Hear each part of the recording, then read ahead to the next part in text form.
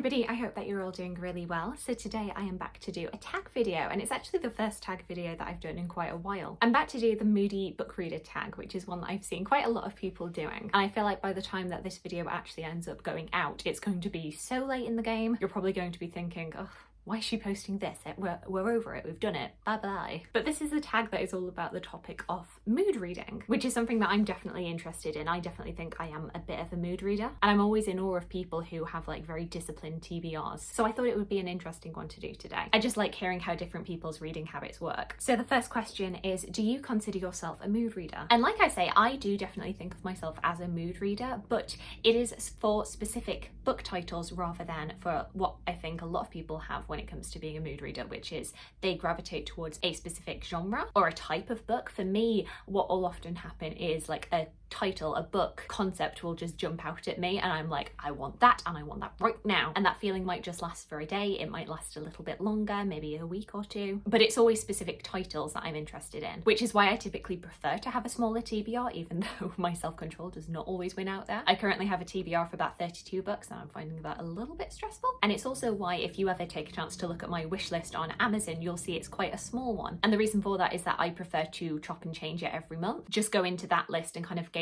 what am I interested in this month, take out anything that I'm not and put in new titles that I am interested in, that I'm really keen to read right there and then. Just really so that I'm aware of what books I'm gravitating towards at that time. I do actually have other private wish lists where I kind of store all of these books that I have been interested in the past, and all along different genre lines. Quite a complex system, but the ones that you would see if you ever click into that link are things that I am immediately interested in right now, because I just know that if I pick up a random book, I'm just not going to be in the headspace for it, and that will always dampen my enjoyment of it. Question number 2 is, do you set TBR lists and do you stick to them? Kind of calling me out there, right? I know a lot of people on BookTube like to do monthly TBR lists where they talk about the books that they are immediately interested in, a list of books that they want to get to each month, and I have a lot of admiration for those people, and especially for those people who actually stick to those lists, like my goodness. But I don't generally tend to do them, though I do occasionally like to do TBR lists, especially for each season. I know I did an autumn one and I did a 2021 backlist TBR video. However, it's often kind of 50-50 on whether or not I actually get to those books in that time frame. Oh, actually saying that, a couple of days ago I did go back and checked my 2021 TBR list, and I've actually gotten to most of those books already, or at the very least I have them on my TBR cart ready to read. So on that TBR list I had Pandora's Jar by Natalie Haynes, which I'm currently reading, The White Ship by Charles Spencer, which I have read, Black and British by David Olusoga, which I've got on my TBR ready to read, Cranford by Elizabeth Gaskell, which I've read, Dear Reader by Cathy Rensenbrink, which I've read, That Glimpse of Truth, which is a collection of short stories which is currently on my nightstand and I've been like slowly poring over it, Quiet Girl in a Noisy World by Debbie Tung, which I have read, The Invisible Life of Addie LaRue by V.E. Schwab, which I've read, and The Light Ages by Seb Falk, which I've got on my TBR. So actually, all of those books I do have or have read. So I don't think I'm doing too badly there. But then I'm looking at my autumn TBR from September last year and that's not quite as good. On that list I have Poems for Every Autumn Day by Ali Asiri, which I've read, Burnt Sugar by Avni Doshi, which I've read, The Vanishing Half by Britt Bennett, which I've read, Stephen and Matilda, Cousins of Anarchy by Matthew Lewis, which I've not read. I don't even own that. Natives, Race and Class in the Ruins of Empire by Akala, which I have but haven't read. The Little Friend by Donna Tartt, which I've not read. Silver Sparrow by Tiara Jones, read. Uncrowned Queen by Nicola Tallis, I own but haven't read. The Social Life of Books by Abigail Williams, own but haven't read. And then finally Game of Queens, The Women Who Made 16th Century Europe by Sarah Gristwood, which I have not read. So 4 out of 10 there. Question number 3 is, do books affect you emotionally? Does the mood of a book rub off on you? And for me, I would say not in an intense way, which is why I know a book is special if it does. You know, if I'm reading a book and something happy happens, or if something really sad happens, then I'll kind of acknowledge it in myself and I'll be like, oh, that's sad. Oh, that's nice. But for it to actually emotionally affect me personally, and for my personal mood to be brought up or down by a book, that doesn't happen quite as often. So yeah, it's always worth bearing in mind when a book does manage to do that, and usually that book will probably end up being one of my favourites because it penetrated the wall.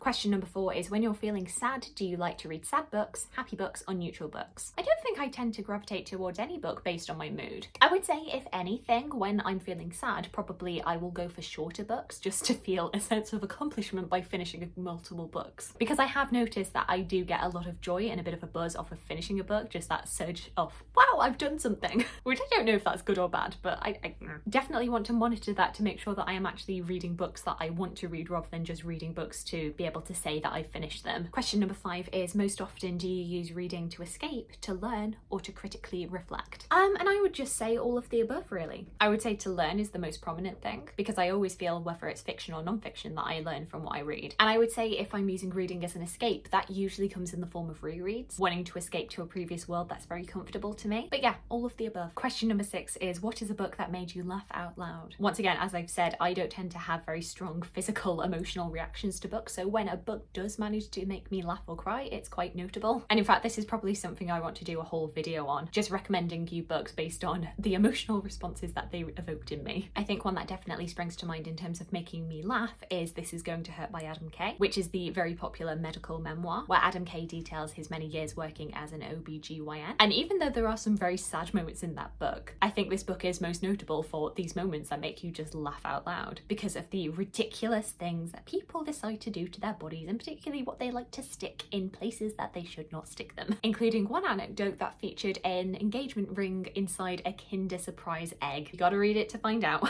Conversely, question number 7 is, what was a book that made you cry? Or if you didn't cry, one that really moved you? And back on the medical memoir train we are, because the first book that always jumps into my mind when I think of one that made me cry is When Breath Becomes Air by Paul Kalanithi, because Paul Kalanithi was a neurosurgeon who then found himself on the other side of the doctor-patient table when he found out that he had inoperable cancer. And this book was just his reflections on his life, and it's particularly dedicated to his baby daughter, and of course as soon as you start talking about like your little children, I start crying. And yeah, I remember I read this in 2017. I was doing work experience down in London, and yeah, this book made me cry on the Piccadilly tube on the way to Osterley, and yeah, probably lots of people on that tube that day were like, oh, that weird woman.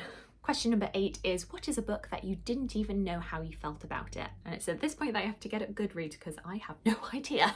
I guess looking at the books that I've read this year, what was I not really sure on? I suppose maybe Shuggy Bane is a book that I wasn't 100% sure what my feelings were, because my personal feelings on how much I enjoyed it were vastly different to what I think about it as an actual book itself. And that's always a little bit confusing. There were books like Bad Ideas, Chemicals by Lloyd Markham, where I was just kind of like, this is a bizarre book and I have no idea what I think about it, because I just don't think I got it. Question number 9 is, are you more likely to read on a sunny day or a cloudy day? And I don't think it makes a difference. I tend to read inside, and that does not necessitate sunny or cloudy. I feel like if anything, I will get peer pressured more into not reading when it's a sunny day, because you'll often have like family members or friends being like, why are you stuck inside on a lovely day like this? To which I have to respond, because I'm a vampire child and I don't like going outside. Question number 10, do you usually set the mood when you read? Music, lights, smells, etc. And I don't know, I don't think typically I do. Obviously you want to make sure that it's light enough so that you can read. Don't want to be reading in a pitch black room, but I don't tend to have to like light a candle whilst I'm reading, and I don't tend to put on like ambient sounds or anything like that. So I guess it depends on the room that you're being given. I've occasionally put reading soundtracks on in the background, and sometimes I just find them more distracting than anything else. I guess I just like to make sure that I'm personally comfortable, that I'm sat in a comfortable position before I read, make sure I've got a cup of tea or some water before I read, make sure I've been to the toilet, that kind of thing, because I know once I've committed to reading, I'm not going to want to get up for a very long time. So I don't know, I guess practical ways of setting the mood, I do. But no, I don't have like a typical reading atmosphere of candles and lights and music. And the final question, question 11, is, can you leap from book to book, or do you need buffer time between them? And I suppose it depends on what time of day I've finished reading. I often feel like if it's 9 or 10 o'clock at night, then I can't just immediately jump into another book, because I'm not going to be able to give it a dedicated amount of time to start it, if that makes any sense. But in terms of jumping from book to book, like reading a little bit here, a little bit there, I can do that quite easily. It's not my preference for reading. I much prefer to read something cover to cover and then jump to something else. But it's something that I'm getting more accustomed to, especially since I've started reading bigger books and wanting to dedicate like entire months to reading them. Or in the case of Les Mis, dedicating 3 months to reading that, but I didn't want to just read Les Mis. In that 3-month period, I wanted to make sure I was reading other things as well. So yeah, then I had to get a little bit more comfortable from jumping from book to book. And because I'm always listening to audiobooks, I guess I am always jumping from book to book, from audio to physical. But yeah, those were all of my answers to the Moody book tag. I do always find this an interesting topic, and just seeing how different people's minds work when it comes to reading. Do let me know your answers to any of the questions down below. I'd love to hear from you. I hope you're having a fantastic day, and I look forward to talking to you again soon. Thanks. Bye.